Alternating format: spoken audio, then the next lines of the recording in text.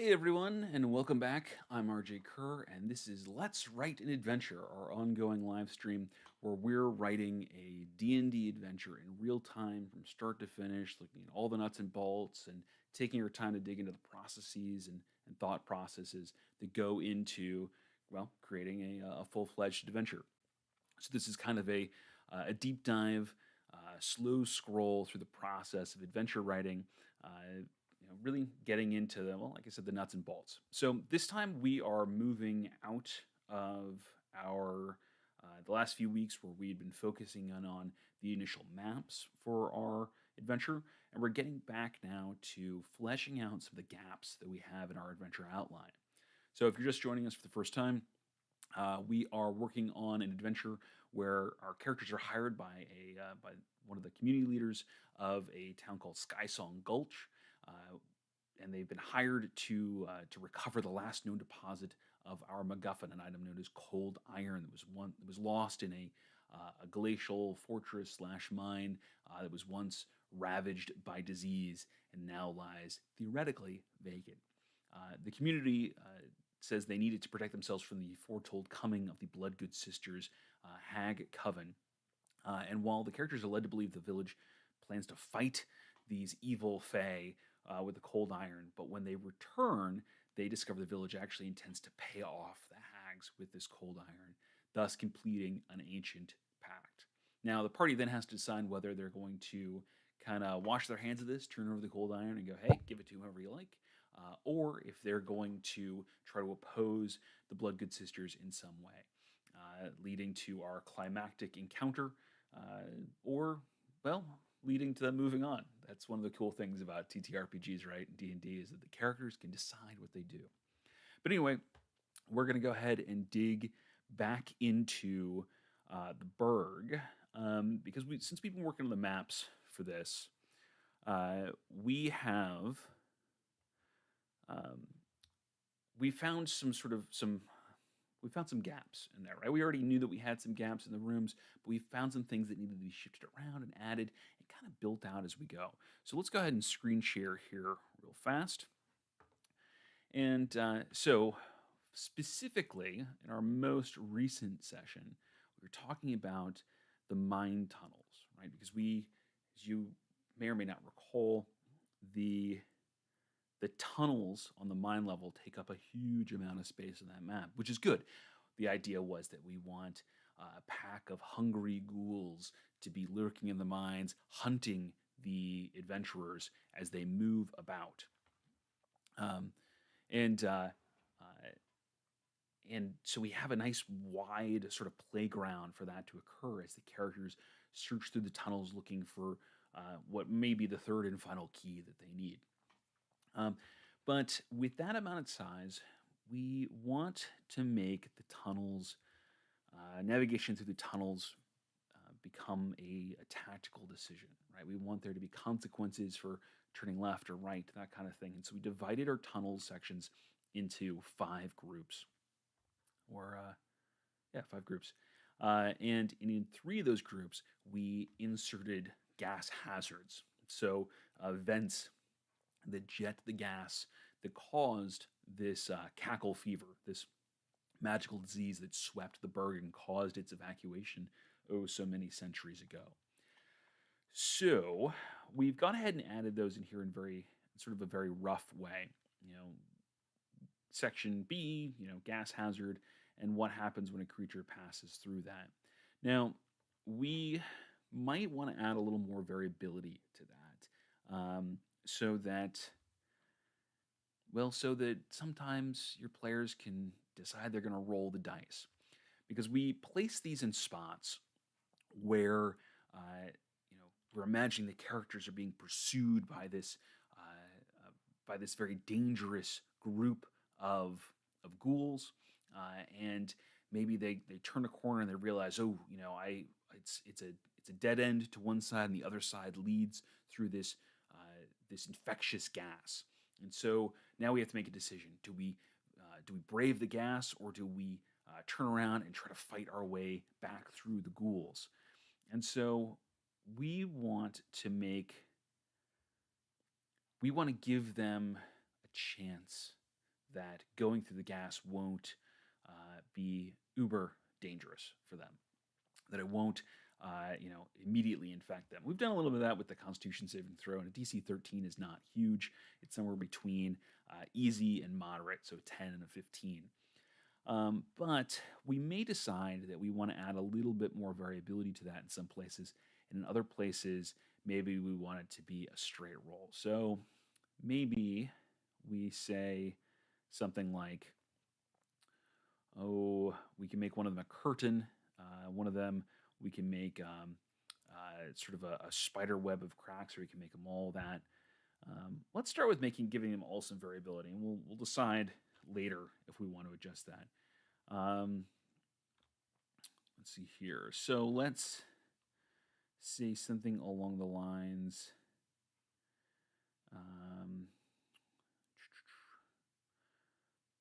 Breathing creatures who pass through, let's say a triggered, since we're going to do them all, let's start up here. A triggered gas hazard must make a DC. Okay, cool. So the idea being that now we have this triggered state. And when does the gas hazard trigger? So we can say something along the lines of, actually, let's put it as part of the gas hazard. So it's all in one place and easy for us to reference when we play. Gas hazard. Each round that or we could say, well, they're not likely to, they may not be in combat because they may be kind of fleeing in sort of a loose pursuit. So we're not using chase rules. So let's give it a foot distinction here. Let's say for every 10 feet, the character, a character,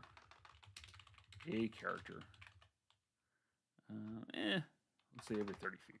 That's because we'll give them around. Every 30 feet, a character travels through a gas hazard zone.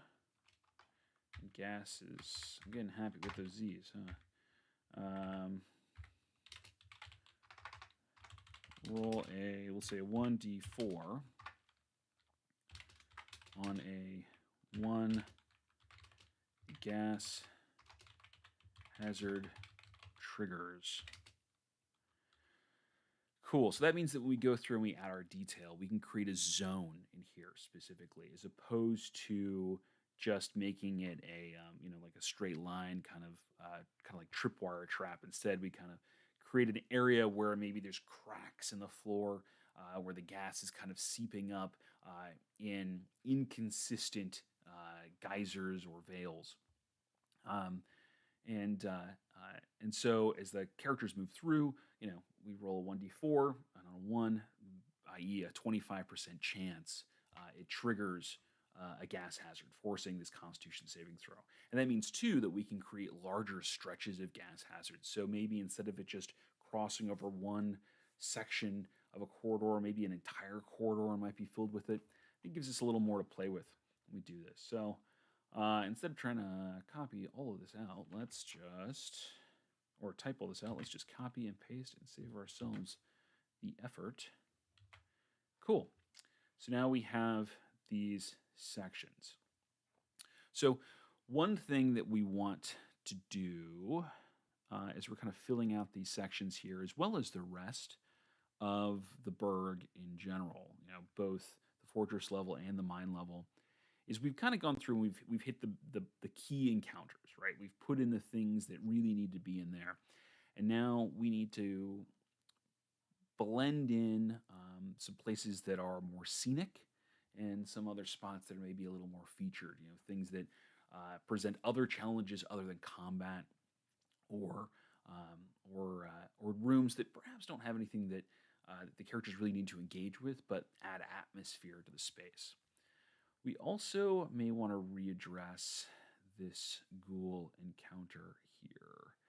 I've got it marked hard to deadly, but we probably want this to be a little bit higher than that. The idea being that the ghouls don't all come in as at once.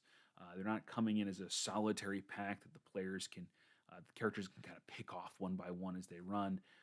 It's a collection of them that are moving from all places of them, all different corners of the mine, meaning that we end up in a situation where the characters have this sort of core group of ghouls behind them, and then they've got more that are filling in from other places. So maybe they turn a corner, and now there's a ghoul there, and they got to cut down through that one to keep going to avoid the larger pack hitting them. So we'll probably want to keep this pack of three as our it's kind of the main nucleus, the chase pack, if you will. And then we might kind of have this bit here where other ghouls may show up. So maybe we want to put.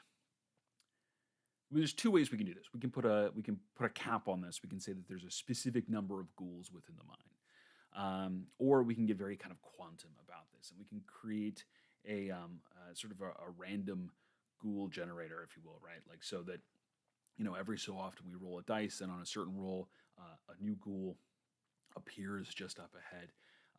And there's not necessarily anything wrong with doing it that way.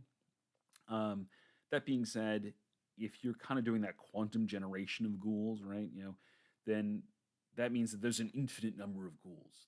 The more time the characters spend in there, they're always going to keep running into ghouls. They can never fight their way through all of the ghouls.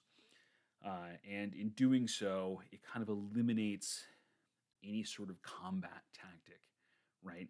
Because if the characters get really ingenious about this and start setting traps and luring ghouls around in circles so they trigger, ambushes or that kind of thing, which they may not do, but they could, then it sort of it punishes them for those really good, really thought out tactics.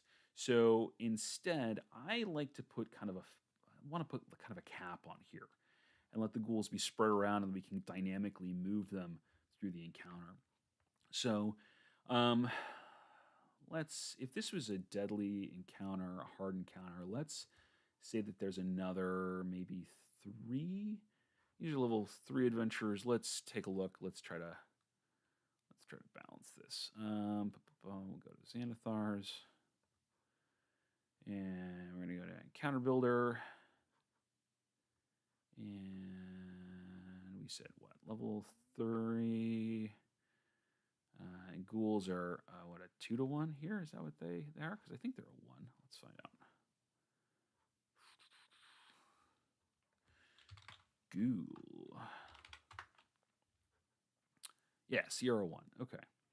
So, and our adventure is balanced for 4 characters of 3rd level, right? So that means that really, yeah. So 4 characters of 3rd level, this kind of gives us a medium difficulty encounter. We want this to be a little bit higher so that they're running from it, or they're trying to avoid it, I should say. And so that would mean that 2 ghouls are medium. 1 additional makes that a hard encounter. And then if we put 3 more in there they don't come together, but they're kind of spread out, that means that this could turn grim if the characters aren't good about kind of avoiding this. And of course, they always have the option to hide and slink about and try to avoid notice of the ghouls. I mean, ghouls only have a passive perception of 10, so it's not like they're super observant. So let's make some adjustments here. Tactics, ambush, fade, pick off, weakest group. As 1 ghoul becomes injured and perishes, pack is reinforced. We're going to pull that bit out. That's good. Let's say lone ghouls. 3 other individual ghouls stalk the mine tunnels. They flock. They move toward the sound of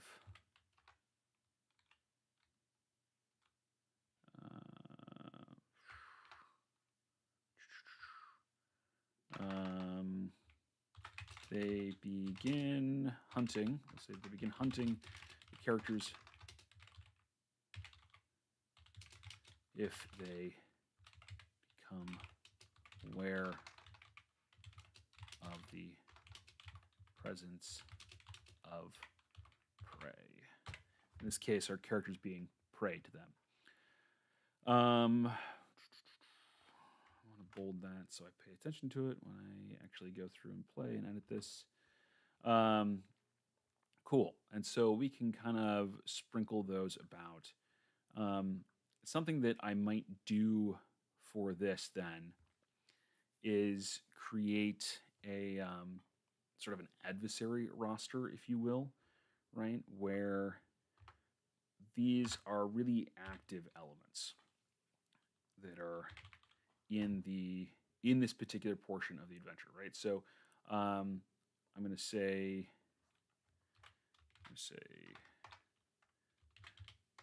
creature. I'm going to say location. I'm going to say status for this.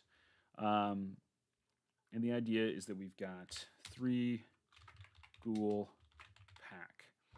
And we'll have to decide where they pick up on the characters. We probably don't want it in section A. We want kind of a clean landing place for the characters to be. Instead, we'll want them elsewhere where they kind of become aware of the characters potentially.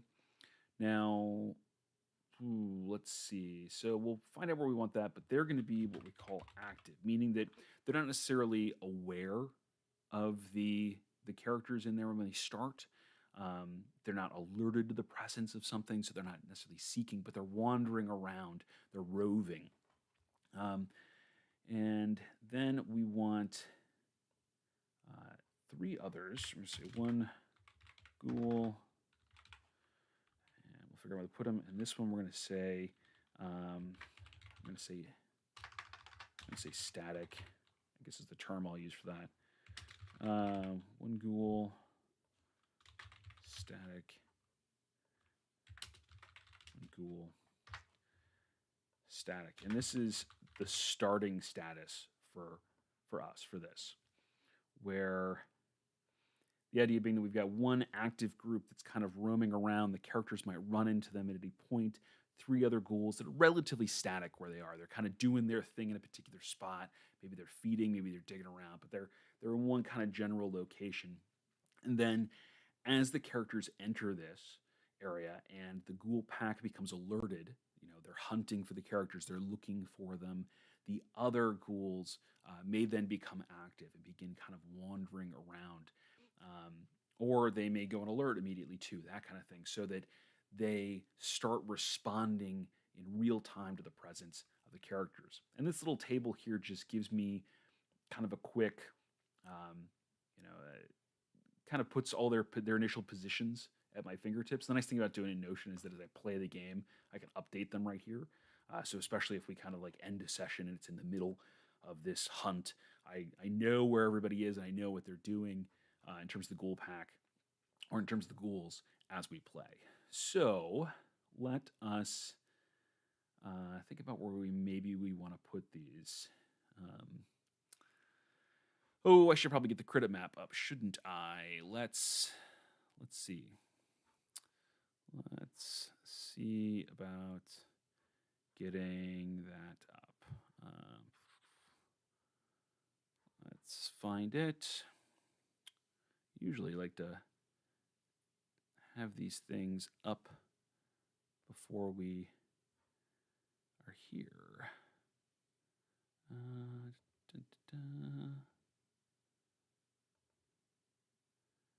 Okay, so let's get that going. Forethought. Okay, so let's move that into our viewer here, and make sure that we are still visible. Sweet. Okay, so we've got A, B's up here, C, D, and E. All right. So,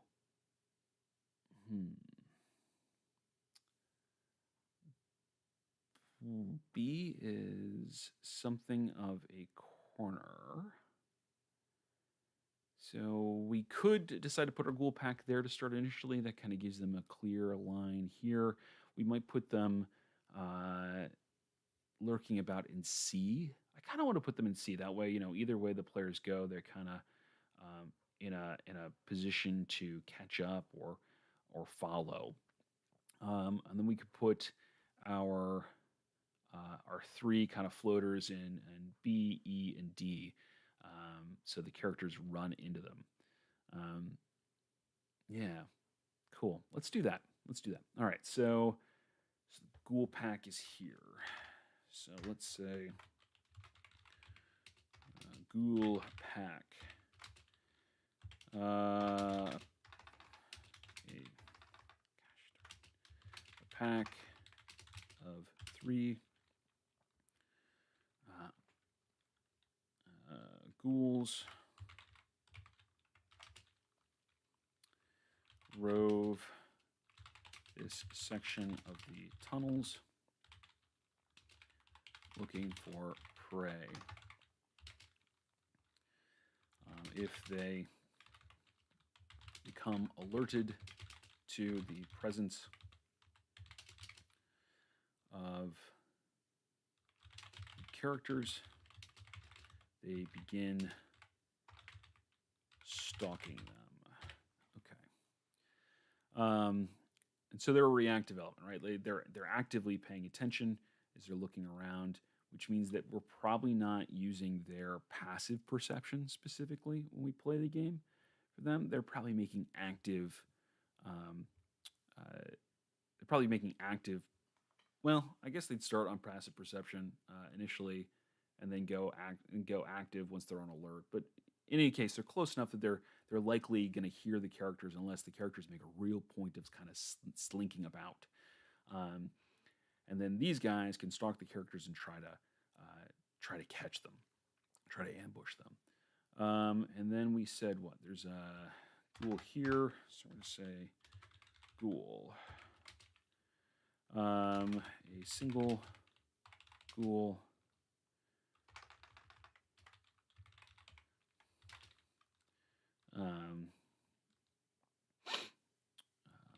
feeds in this area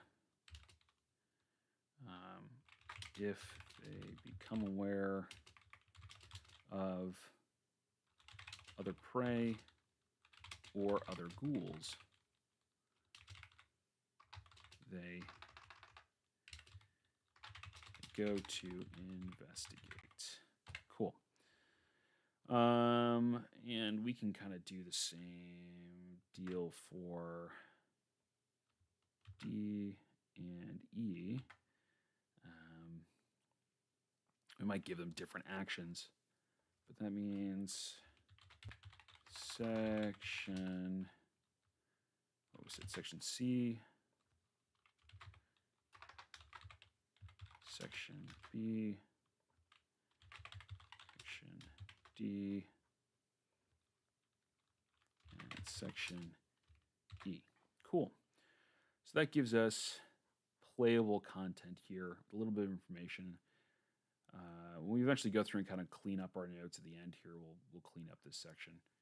I say at the end of our adventure writing, we'll clean up that section. But this gives us a bunch of little tools, little levers to use as we work through playing this part of the section, making it really dynamic and making it a lot more narratively tense, we'll call it, for the characters. I talk a lot about stress and tension when we do this kind of stuff, and I think sometimes it's important to point out that you're not trying to increase the stress and tension on the players. You're always trying to increase the stress and tension on the characters, because that's going to generate that excitement in the players. That's what's going to make that's going to show them that the decisions, the choices they make in game matter, right? So um, that that's something that we're always kind of striving to do when we're writing this kind of stuff. Cool. So we have this. Um, let's give kind of the vibe of the tunnels in the section A here. They're they're a different component from the rest of the facility that has sort of the worked walls, right? I mean, it's not masonry here specifically, but they're cut into the ice. There are right angles. They're clearly, crafted rooms, right? Whereas opposed to the tunnels here are more organic space. And so when I envision these, since we're inside a glacier, we're not inside a rocky mine, I think about sort of those. You ever see those pictures of natural tunnels inside glaciers, right, where they have that sort of like undulating, rippling effect along the walls, almost like they've been kind of been cut through, but not necessarily hacked away. They don't have the cragginess that you get in caverns or underground mines, that kind of thing. So let's kind of give ourselves a couple notes. For that, let's say, sensory features. And, writing this for myself or writing this for somebody else, I'd probably write a box text here, just because that helps me to kind of already have that scripted out to read out or to deviate from if necessary. But in this case, we probably can just kind of write, three little sensory notes for ourselves so we can summarize this. It's not a hugely important piece in terms of the players aren't going to not be able to play this section if we don't remember to deliver a specific bit of information here. So let's hit through the 5 senses as we do this. So we'll start with sight. So sensory features. Let's actually just say, we'll say sensory features. And we'll make a list. Okay. Cavern walls. Which would say the tunnel walls.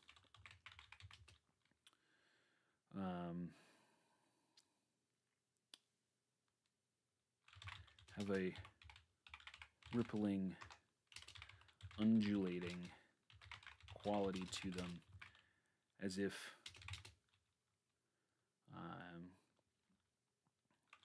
melted, as if carved by fire, or carved by heat and melting, rather than traditional tools. Dark veins of ore and we'll say ore and see impurities. We'll just say dark veins of ore, dark veins of minerals. We'll see dark mineral veins. It doesn't matter. Dark mineral veins. I'm getting too picky about this. Dark mineral veins. Spider web through the ice, obscuring one passage from the next. Okay, so that's our first sensory organ, sight. So now let's hit one of the other 4. It's unlikely that our characters are going to lick the walls, so we probably can rule out taste. We might get into smell, though. I don't know if anybody's familiar with that kind of like that uber cold, like almost smell of snow, where it's almost like that numbed sense in your nose. It doesn't actually smell of anything only that it's just it's the air is almost painfully clean in those really cold spaces because you just can't scent. You just really aren't getting a whiff of anything, even the sort of baseline odors that you might get otherwise. So yeah, let's do that. The air smells numb, sterile.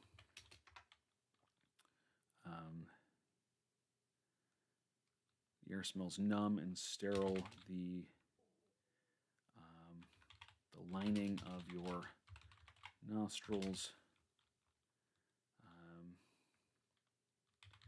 feeling stiff with every inhale. Okay, it's technically two senses there, but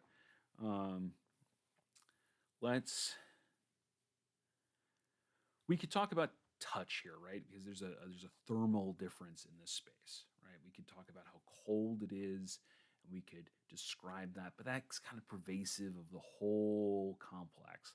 So let's instead go with sound here. I imagine it echoes through this space. Lots of hard planes for sound to bounce off of, and without without a lot of diffusion in the walls, I imagine the sound carries really well, which might make it very hard to sneak in here, which is a useful feature of the environment. So we could say every footstep seems to echo along the arcing passages. Your very breath, a roar in your ears. Cool. All right. So you notice here that we kind of wrote these in a way that it's focused on the experience that our characters are having because it's going to make it easier for us to tell. But as a good rule of thumb, if you hit 3 of the 5 senses when you're describing somewhere new and unique, you're going to give enough immersive detail that your players are going to kind of feel like they're in there. Something that I think that we fall in very easily into when we're trying to tell these games. We just tell people what they see. But so much of the world is experienced through other senses that it's important to kind of slip those in. Now, smell and sight, smell and sound are two easy ones to hit a lot of places. Pretty much every place has got something you can describe for that. But sometimes it's fun to break it up and get into your sense of touch or getting into, well, frankly, your sense of taste. You can taste the air sometimes, especially if you're in a fragrant market or you're over by a tannery or something like that, where kind of, there's malodorous, almost textures to the air kind of stick into your mouth. You can almost taste some of that stuff. That can be really useful. Then you can always, this is a fantasy world. You can build in other senses too, right? Your sense of balance, your connection to the weave, your sense of the magic around you. You can talk about all that kind of stuff too, as one of the senses that helps draw your players into the experience. But cool. So yeah, so relatively here, a few short minutes, and we've kind of hammered out one of the key elements of our mind here. That being said, we probably want to pick a place where our key is found, the Cold Storage Iron key. Let's take a look at that map again. And it could be literally anywhere in here. It doesn't necessarily matter. On an adventure like this, if I'm running it, I might just kind of, pick the place after the characters start exploring. So there's a little bit of, narrative tension as they go into this. For example, if I go, C is where they're going to go last, and I put it right down in here, odds are they'll, arc up here, go, oh, that looks like a dead end. Oh, here it is. And, 2 seconds later, and we kind of lose all of the benefit of exploring this. So I'd say for the time being, maybe we nail it down in section D somewhere. But that's something that I would feel very much at liberty to move to improve the storytelling. Now that being said, if they get down to this point, they're harried and the players are not really, they're kind of over it for whatever reason. Maybe they've had a series of tough encounters. Maybe I move it up closer. Point is, these are suggestions when we write this stuff down. They're not hard and fast rules. But let's put that down here. So let's say treasure. The one of the cold iron storage keys is found here. Cool. Which is not to say I can't put treasure elsewhere in this. And when we go back through and really populate this with treasure, we probably will sprinkle it around again to reward our players for kind of checking all this out and hunting through these tunnels. There's all kinds of stuff we can litter in there. Okay, so those are looking good. Now let's go ahead and see what else we have on the mine level. We've got two major challenges down here, and so we don't need a whole lot of other bits and pieces.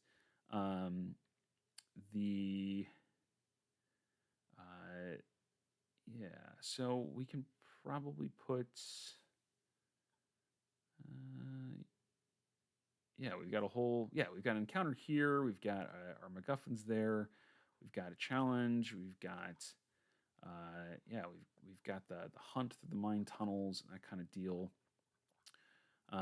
So I think the rest of this kind of space in here is more scenic, so we should be putting in things that that add to the atmosphere as opposed to being things or challenges the characters need to overcome. And so, for example, we're going to put some more sensory details in here. Sense details. Oh, how do I describe? I said sensory features before, didn't I? Okay, cool. Features. It's cool if there's stuff that they can interact with throughout this. Again, no, not necessarily dice rolls, just little toys they can play with. Things they can check out are worthwhile. So let's start sensory features.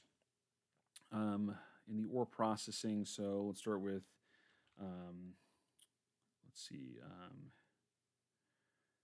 So ore processing involves taking the raw mineral, you melt it down. You can that way you either spoon off the source material that you want on the surface, your refined material, or the impurities depending on their density, right? So that means we need crucibles and fire pits. So we can say.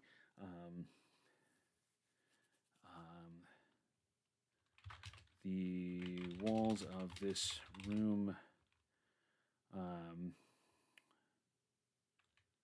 are the walls of this workroom are lined with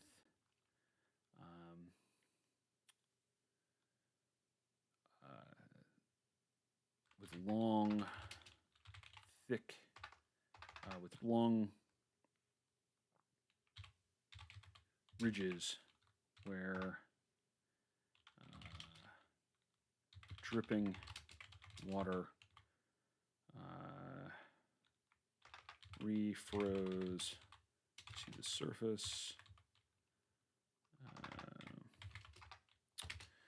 So the idea being that they've got heat in this room, right? And that's not, the ice would melt to some degree to that. Although this is magical ice, and so it's not going to melt in its entirety. But they probably in this space have kind of those, like rivulets of drips that have kind of run down the wall and refrozen as they go, making almost this ribbed texture, making the texture appear almost ribbed. The drips are thickest next to a group of cold stone crucibles. Let's say next to three cold stone crucibles. Let's say three stone crucibles over blackened over blackened braziers. Now cold. Now ice cold after an age of disuse. Ice cold and rusted. Blackened iron braziers, now cold and rusted after an age of disuse. Cool. So that gives us a visual, kind of what the characters see, and something like that could be used to read box text. In some cases, you could just read this straight off. But let's add a little more to this.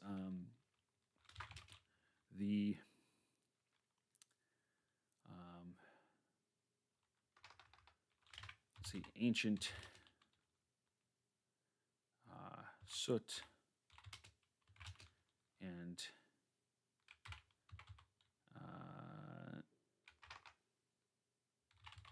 mineral dust mingle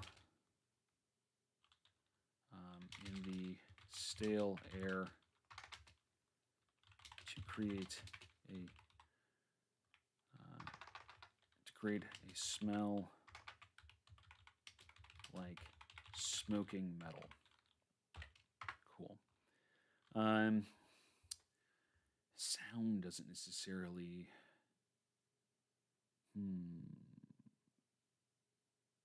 This is we're kind of going with the space is somewhat kind of inert. It's disused.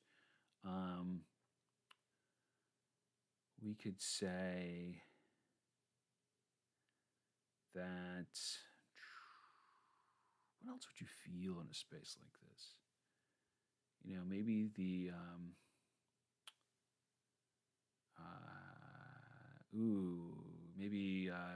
maybe the floor is kind of crunchy underneath your boots. With sort of the spray or drips from the refined ore that have fallen down. The old stone that's kind of broken up over time. So let's say bits of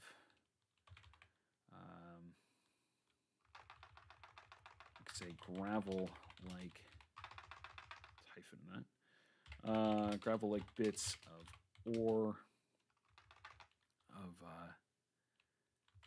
cast off and ground ore crunch beneath your boots as you step inside. Cool.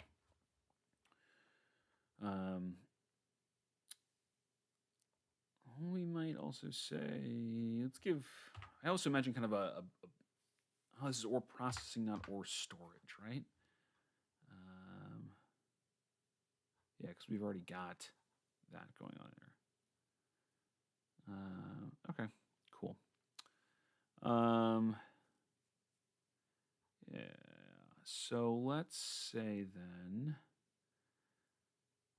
we had an infirmary down here. Was that down here? Did we move that? Because we have the ore processing, ore storage, the forge room, cold iron. We said that was a mess. We turned that infirmary into a mess. Yeah, we got rid of that infirmary. We got rid of that down here. That's what we did. Cool. We also don't have a pretty down here, which is fine. We don't need a million of those in here. Miner's Mess, we are getting rid of those. And so we're going to say sensory details or sensory features to keep with my ongoing nomenclature. Okay. Okay, so the Miner's Mess. So if you left in a panic, right? Like, people just, bolted out of here. They rushed out, we can kind of go with two veins here. And this right now is going to kind of affect the rest of the complex because people either left, in a clawing dash to get out. So they knocked over tables and they overturned chairs, and they, and there's just chaos in these spaces. Or, for the most part, they just up and walked away, which is kind of chilling when you think about it. Haha, pun intended. So it's worth thinking about here. So should this place have kind of a haunted quality to it, where everything's kind of still in its place, where people just kind of up and left for the most part? Um, and Because it's not like they were chased out by undead. They left because the disease and the undead are a result of that came after.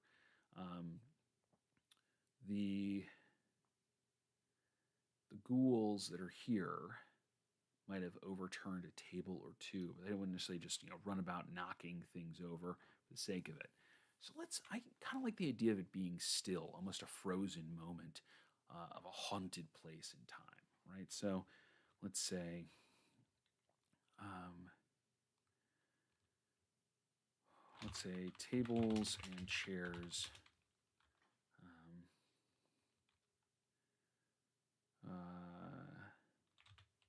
dot the expanse of this ancient mess hall.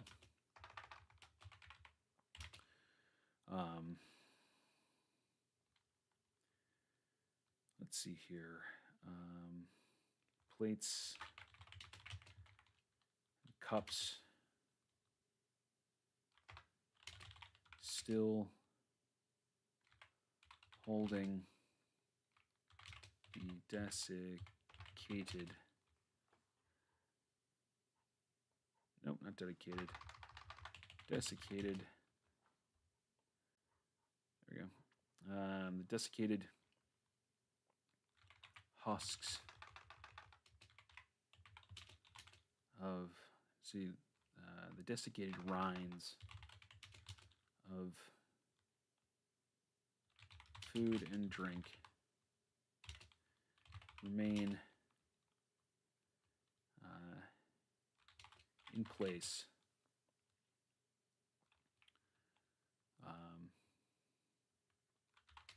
on many,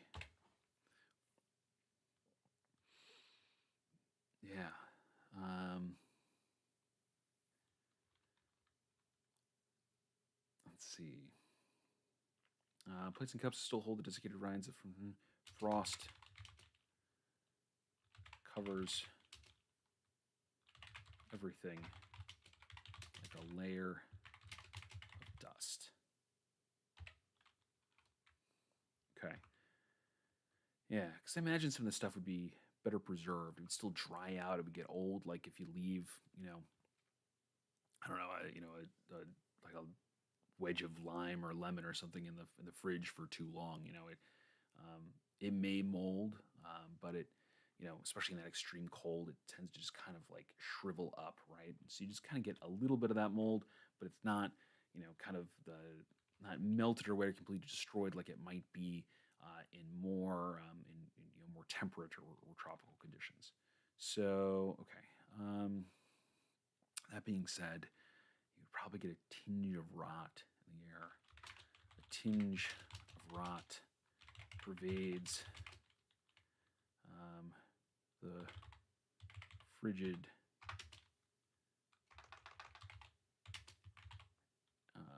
air.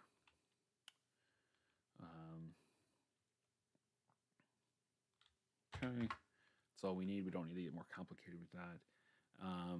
Again, quiet, silent. You'd feel the stillness, I think. Let's see. So let's say a stillness is a palpable thing here.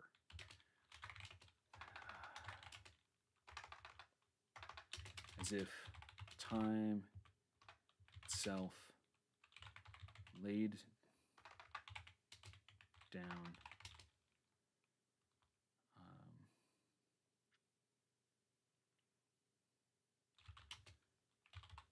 laid down to rot. No, I don't like that. As it's time itself gave up. Still is a palpable thing here. As if time itself I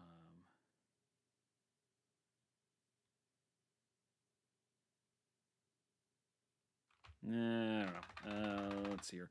The stillness is a palpable thing here. A solid wall that challenges you. That solid wall that looms before you like a barrier.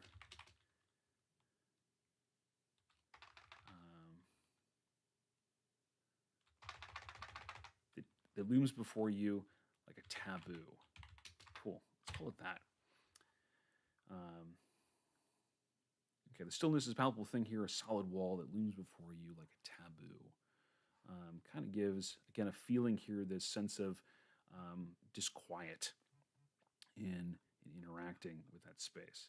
So I think that takes us to, yeah, that kind of knocks out our mind level for the most part. I mean, a few little notation odds and ends to ourselves. I don't necessarily need those TBDs. I always put like a sentence that's like, this is what the following thing is, but let's be honest, you don't actually need that for yourself. It's just, it's habits for me. So let's come back up to the surface then. And see what we've got here. So, let's see here. We need library, treasury. We need interactive elements in those. Throne room, nobles' chambers, great hall, dining hall. The great hall is kind of that main courtyard there. That's probably a very sensory spot. There's probably not a lot that's going on in there in terms of threats or challenges, or whatever, because it's kind of, the characters have come in, and now this is kind of like their place where they can kind of stop, think, and decide where they're going to flow out from there. So that's probably where we'll start next. So let's say sensory features. Let's check the time. How are we doing on here? All right, we got a few minutes left. Okay. So let's say the Great Hall. Let's pull up that map too.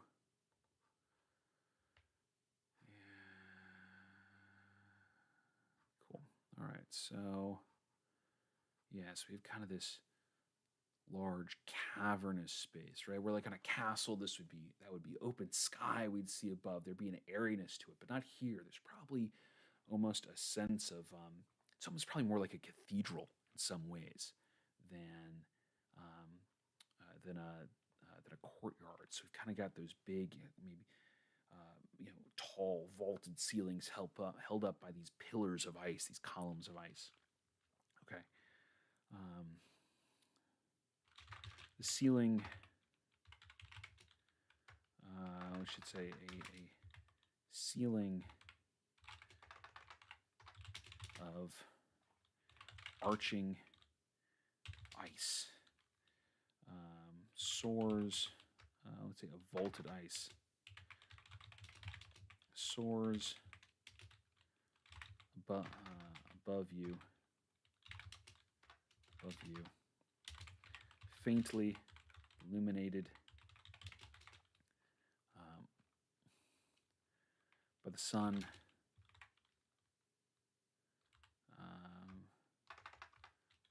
by sunshine trickling in through the thinner ice.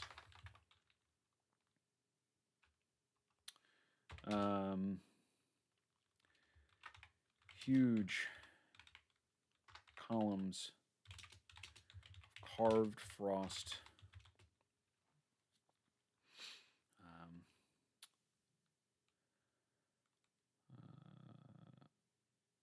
Hold thousands of pounds of frozen water above your head. Let's see here.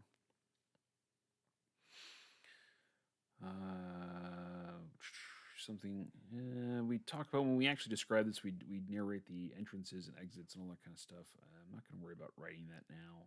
I often don't. I kind of just trust myself to add those little bits of information at the end.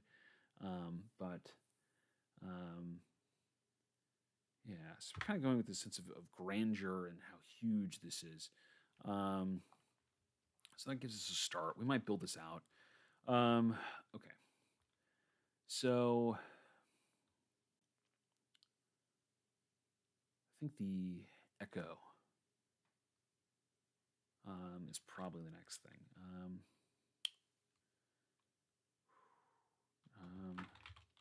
Every sound, every cough, every shuffle of your feet seems to echo off the cavernous walls. Okay. Sound. This is our initial place. I kind of don't want to lean into the smell here, but this is one of the first places that the characters are going to visit when they get into the burg itself. So here it kind of makes sense to talk about the cold, I think.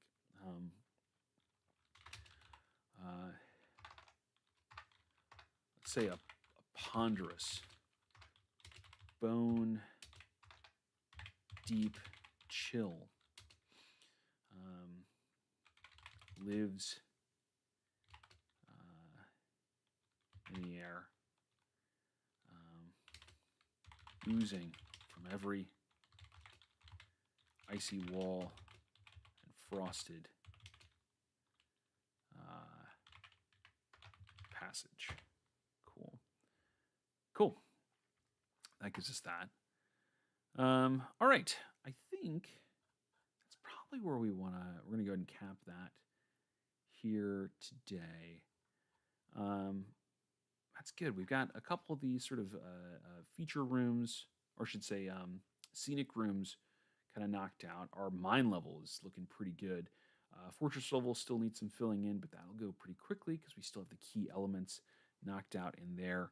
And that's a huge part of what we have remaining in this adventure. I know I keep saying we're kind of in the home stretch now, but we really, really are. I mean, we could take this and run it and then just kind of build it out as we played because the characters are not going to get to all these parts in a single session. But being the perfectionist that I am, I like to have this stuff filled out ahead of time. So that's what we're going to do. That being said, thank you so much for joining me. A couple quick announcements. You're going to see some changes in terms of my scheduling on my channel here in the future, kind of responding to some of my viewership data. I'm actually going to be swapping the time from these live streams from being on Saturdays to Monday evenings at this point. And so weekdays might be a little easier for some of you guys to join me if my analytics are anything to go by. So the good news on that is that you're going to get two live streams. So you're going to get one today, and then you're going to get another one coming up here on Monday, and then we'll make Monday our weekly time slot for that. I will continue posting content throughout the week. So video, shorts, all that kind of stuff for you guys to enjoy. And then on the weekends, I have started DMing professionally on startplaying.games. So if you're familiar with that site, it's a place where you can go and find D&D games that you can jump into and you can join. So if you'd like to come check me out, come jump in one of my games, you can find me on there as RJ Kerr, spelled the same as it is here in my channel. And I will put a link to that in the comment. Put a link to that in the description of this video as soon as we get off here. But if you want to come play with me, come find me there. We're going to be running those games. I think starting next weekend. I'll be looking at going pretty much every week, other than DragonCon, because I'll be at DragonCon. So if you'd like to come and play with me and see how I run these games and kind of how I make homebrew content and apply that in game to real players, come check me out. Anyway, thank you so much for watching.